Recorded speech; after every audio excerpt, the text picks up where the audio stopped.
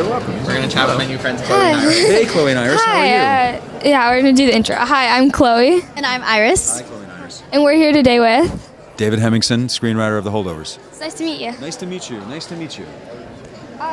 As the writer and producer of The Holdovers, what do you hope to accomplish with your film?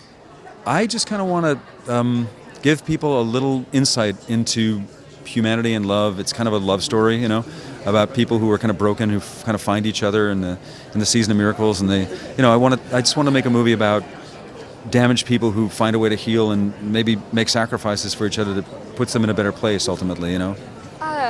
Where did your inspirations for that come from? It's kind of a story of my childhood in a way. I mean, it's not directly the story of my childhood, but I did do 6 years at a prep school, and I did have a very powerful male role model who, a lot of the dialogue that Paul levels in the in the movie, a lot of the insults, like all those burns, were leveled at me when I was like probably your age and younger. And so, you know, the inspiration was basically my childhood and the people that I loved and the people who saved me and the people who I was, you know, had conflicts with and my school, all that stuff. We are fans of some of your television shows as well. What are some of the differences between writing a script for a movie and for TV shows? I'm so glad you asked that.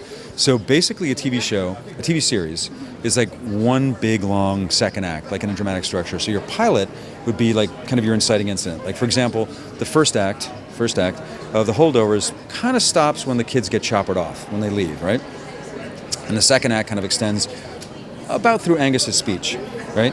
In a TV show, your pilot is an episode. Your pilot's an act one almost. Think of it in terms of a long time scale, and everything that happens after your pilot until your series finale is act two. And so act two in a film is pretty much kind of amending and restating the character dynamics and finding ways to flip the script a little bit, and you're mad at her and then she's mad at you, and then all these crises occur, right? And then you kind of reconcile and you're stronger friends and somebody else comes in. So that's all second act complications. And then when you get to the third act, that's sort of like a crescendo and a climax and then what they call a denouement.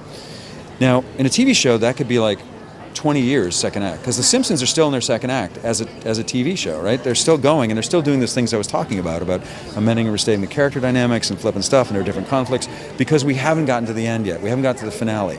And in a TV show, the finale could be one episode, it could be a season, it could be 3 episodes, but we're ending the show, boom, that's the third act. In a movie, you got all those dynamics you want to play with, like all those ups and downs and backs and forths, right? But you got to do it. You got to back that into a 2-hour parking space, right? You don't have like that much time. Like think about The Simpsons. It's been on like 30 years, right? So I mean, you don't have 30 years worth of like character dynamics to play with. Whatever consequential things you want to say about the characters, you got to do it. I'm sorry. No, you got to do it like in this much space, and that's incredibly hard. But it's also so much fun because it's a real challenge, and you got to figure how can I say as much as I possibly can in as little time as you know as is allowed, but also visually fill in the gaps with silence and moments that are really intense. And so I love movies because they require more of you in terms of being a storyteller. You have to accomplish more in a film, I think. What advice do you have for the future generations of writers, especially dealing with the challenges that you talked about with movies? Tell your story. Don't let anybody tell you to tell another story.